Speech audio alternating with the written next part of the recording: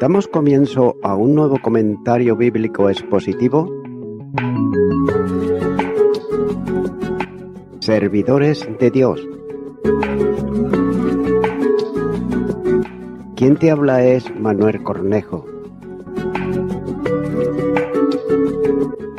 En esta ocasión estaré compartiendo sobre el libro de Job, capítulo 5 y versículo 13, donde dice que prende a los sabios en la astucia de ellos y frustra los designios de los perversos. Nótese que está hablando aquí de los malvados, que son sabios para hacer el mal, y sabios en la opinión del mundo. No solo los engañan en sus esperanzas y también en sus consejos, sino que los vuelven contra sí mismos, como se puede ver, por ejemplo, en Ahitofer, Amán, etc.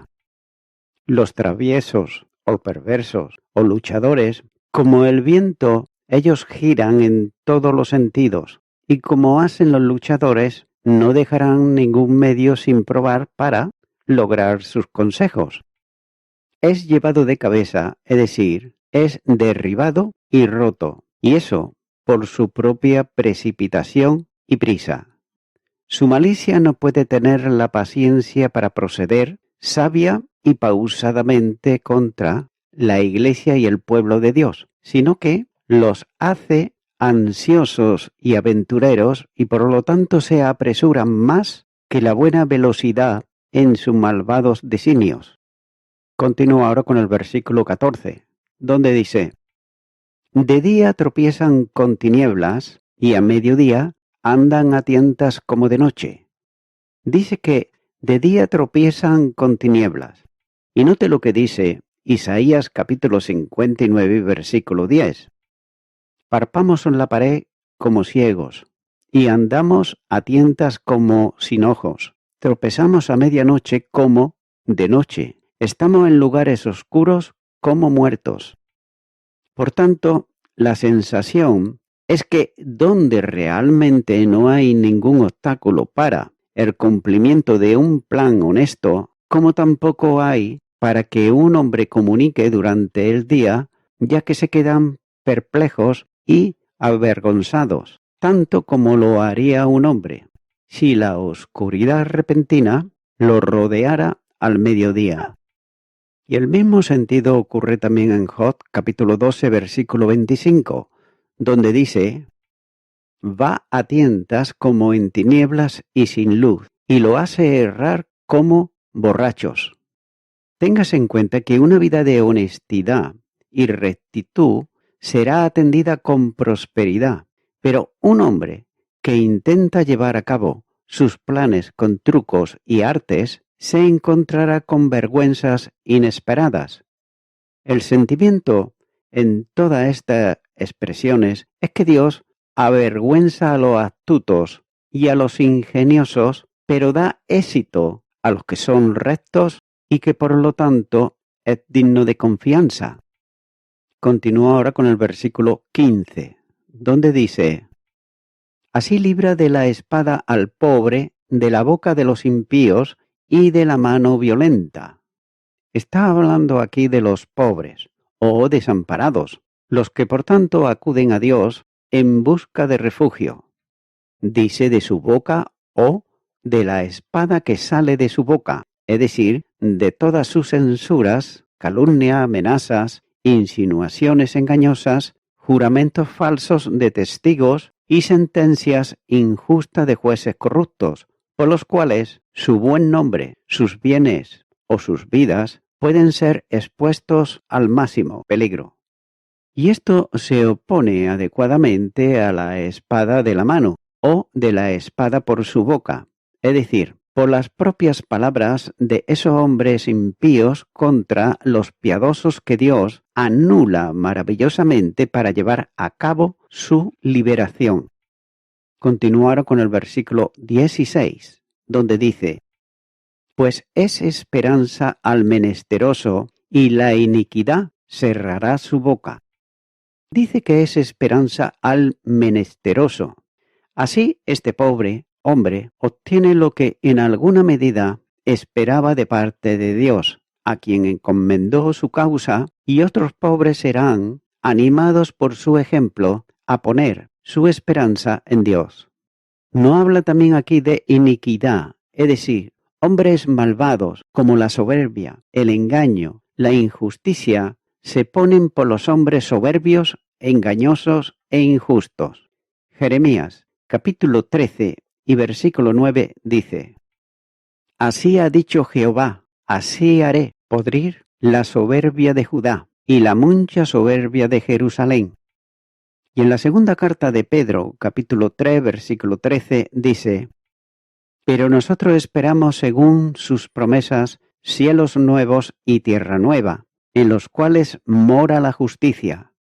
También dice que cierra su boca, es decir, son silenciados y confundidos, siendo convencido en su propia maldad e insensatez, y encontrando además que no sólo los pobres son liberados de sus redes y lazos en los que pensaban que los tenían ellos aprisionados, sino también los opresores, ellos mismos, están atrapados en ellos, y todo esto por medios repentinos e inesperados. Continúa ahora con el versículo 17, donde dice: He aquí, bienaventurado es el hombre en quien Dios castiga, por tanto no menosprecies la corrección del Todopoderoso.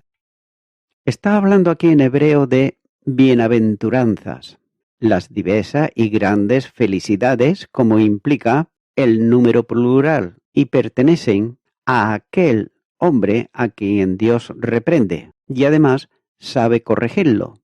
Job capítulo 33, versículo 16 dice: Entonces revela al oído de los hombres y le señala su consejo. Y el versículo 19 del capítulo 33 de Job dice: También sobre su cama es castigado con dolor fuerte de todos sus huesos.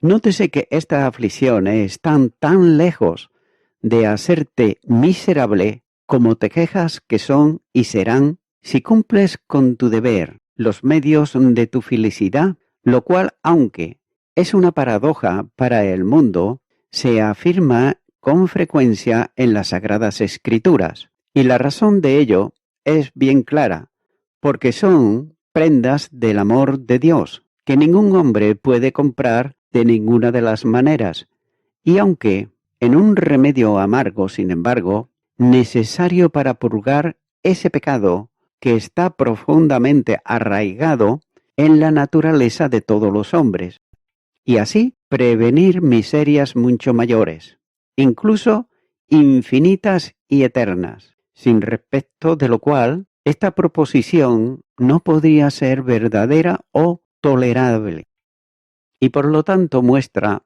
claramente que los hombres buenos en esos tiempos antiguos del Antiguo Testamento tenían la perspectiva, es decir, la creencia y también la esperanza de la bienaventuranza eterna en el cielo después de esta vida. Sigue diciendo: no lo desprecies, es decir, no lo aborrezcas como cosa perniciosa e intolerable, ni lo rechaces como cosa inútil, ni lo desprecies como cosa mezquina e innecesaria, sino por el contrario, tenerlo en gran estima como favor y dávida de Dios, porque tales expresiones negativas a menudo implican todo lo contrario, como por ejemplo, en la primera carta a los Tesalonicenses, capítulo 5 y versículo 20, nos dice: no menospreciáis las profecías.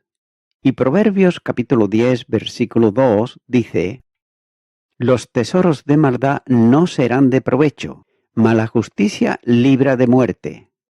Y también Proverbios capítulo 17, versículo 21 dice: el que engendra al insensato para su tristeza, lo engendra, y el padre del necio no se alegrará.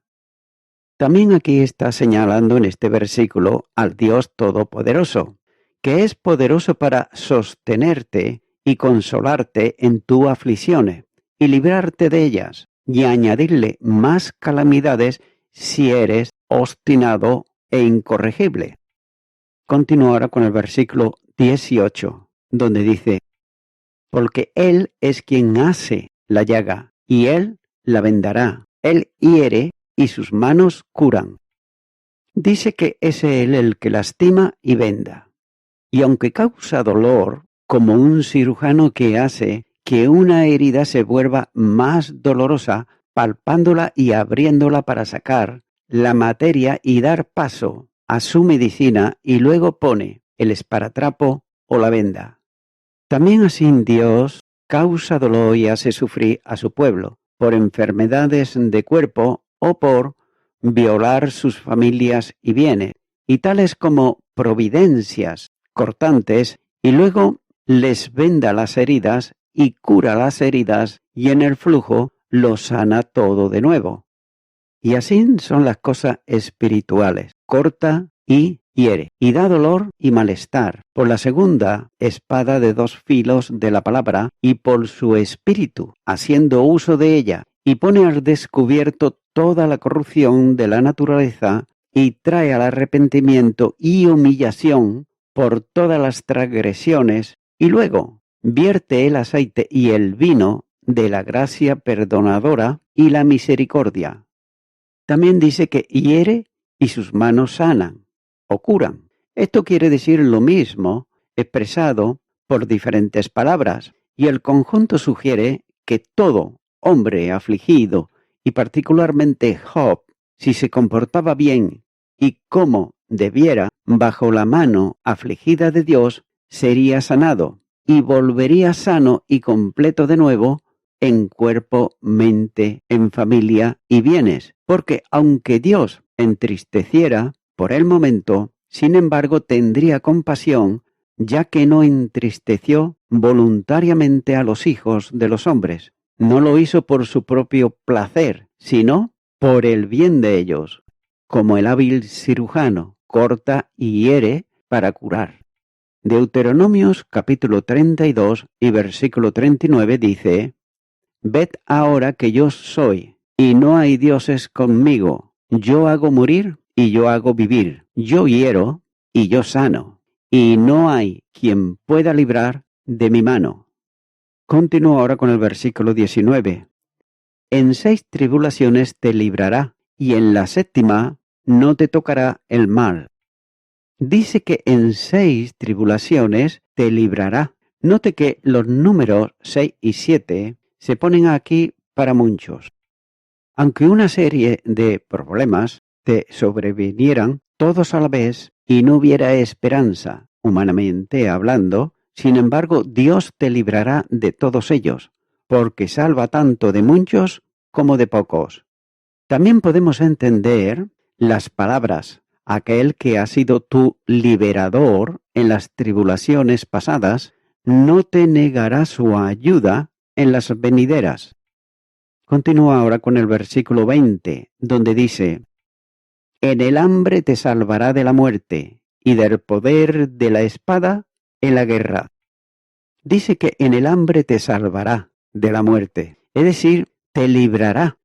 Note que sobre el significado de la palabra redimir, hallamos en Isaías capítulo 43, versículo 1, 2 y 3, donde dice: ahora, así dice Jehová, creador tuyo, oh Jacob, y formador tuyo, oh Israel. No temas, porque yo te redimí, te puse nombre, mío eres tú. Cuando pases por las aguas, yo estaré contigo, y si por los ríos, no te anegarán. Cuando pases por el fuego, no te quemarás, ni la llama arderá en ti. Porque yo, Jehová, Dios tuyo, el Santo de Israel, soy tu Salvador. A Egipto he dado por tu rescate, a Etiopía y a Seba por ti.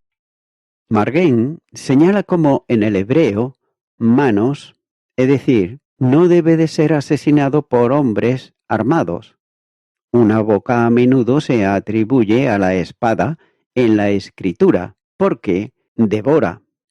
Pero aquí se le atribuye manos, porque es por la mano que realizamos una empresa, y la espada se personifica y se representa como actuando como un agente consciente. Por ejemplo, en Ezequiel capítulo 35 y versículo 5 dice: Por cuanto tuviste enemistad perpetua y entregate a los hijos de Israel al poder de la espada en el tiempo de su aflicción, en el tiempo extremadamente malo. El significado es que Dios protegería a aquellos que ponen su confianza en Él en tiempos de calamidad y guerra. Sin duda, Elifaz había visto suficientes casos de este tipo para llevarlo a esta conclusión general, donde los pobres piadosos habían sido protegidos de una manera notable y donde las liberaciones de señales habían sido otorgadas a los justos en peligro. Continuar con el versículo 21, donde dice: Del azote de la lengua serás encubierto, no temerás la destrucción cuando viniere. No está hablando aquí del azote de la lengua. La palabra traducida como flagelo significa propiamente un látigo. Es usado por Dios cuando azota a las personas con calamidades y castigos, como por ejemplo, daré la cita, Isaías capítulo 10 versículo 26 y Job capítulo 9 versículo 23. Y aquí se usa para denotar una lengua calumniosa como aquella que inflige una herida severa en la reputación y la paz de un individuo. La idea es que Dios guarde la reputación de aquellos que se comprometen con Él y que estén seguros de la calumnia, cuyo aliento, como dice en Esper, supera a todos los gusanos del Nilo. También dice que ni tendrás miedo cuando venga la destrucción. Es decir, tu mente estará tranquila en aquellas calamidades que amenazan con la destrucción. Cuando la guerra arrecie, cuando la tempestad aúlle, cuando la peste sople sobre una comunidad, entonces tu mente estará en paz. Un pensamiento similar ocurre también en Isaías capítulo 26 y versículo 3. Guardarás en perfecta paz al que tiene la mente en ti. Y el mismo sentimiento está también bellamente ilustrado en el Salmo 91. La parafrasis caldea aplica todo esto a los acontecimientos que habían ocurrido en la historia de los hebreos. Y voy concluyendo con esto. Pablo empleó esta línea de Elifaz en la primera carta a los Corintios capítulo 3 y versículo 19, donde dice: Porque la sabiduría de este mundo es insensatez para con Dios, pues escrito está: Él prende a los sabios en la astucia de ellos. Para demostrar la insensatez de la sabiduría humana ante Dios, el Salmo 94 versículo 11 dice: Jehová conoce los pensamientos de los hombres que son vanidad. También las malvadas intenciones de la mente humana no valen absolutamente nada. El Salmo 92 versículo 5 dice: Cuán grandes son tus obras, oh Jehová, muy profundos son tus pensamientos. De manera que no podemos comprender la grandeza de las obras de Dios y, por lo tanto, debemos de admirarlas con reverencia y adoración. Por otro lado, las obras de los hombres son obras pequeñas y triviales, pero sin embargo, tus obras, Señor, son grandes e inconmensurables, ya que tus designios son muy profundos y por ello inescrutables. Sin embargo, las personas temerosas de Dios aquí en la tierra tenemos problemas. Pero Dios rescata y guarda a los suyos de cosas específicas y también concretas. El pueblo de Dios no necesita temer a la destrucción, aunque la destrucción puede venir en muchas formas, físicamente y por las acusaciones falsas de los impíos. Amigo y amiga oyente, el Salmo 103 versículo 4 dice: El que rescata del hoyo tu vida, el que te corona de favores y misericordias. Dios no solamente sana de enfermedades, sino que también Él redime las vidas del hoyo, es decir, Jesucristo pagó el precio del rescate de la persona que viene a Él creyéndole y en arrepentimiento. Y es entonces cuando Él salva de la destrucción. Por supuesto que esto puede aplicarse a cómo Él nos salva de ir al infierno. Y nos salva precisamente porque Él, como he dicho, pagó el precio en la cruz del Calvario. Mi amigo, mi amiga oyente, ¿crees tú esto? ¿Crees que Jesucristo dio su vida por ti en la cruz del Calvario para que tú no vayas al infierno? ¿Crees que Él resucitó de entre los muertos? Él lo hizo por un motivo, y un motivo santo y bueno, que es salvarte de la destrucción totalmente. Pero tú ahora tienes la oportunidad de venir a Jesucristo en arrepentimiento, confesándole tus pecados y arrepintiéndote de ellos. Estaré haciendo una oración. Si así lo sientes, ora conmigo y repite ahí a donde estás y di: Señor Jesucristo, vengo ante ti porque tú eres verdaderamente el que rescata a las personas que vienen a ti en arrepentimiento del infierno y de la destrucción. Te quiero pedir perdón por todos mis pecados y me arrepiento de ellos, y te recibo ahora como mi único y suficiente Salvador. Gracias te doy en tu nombre. Amén.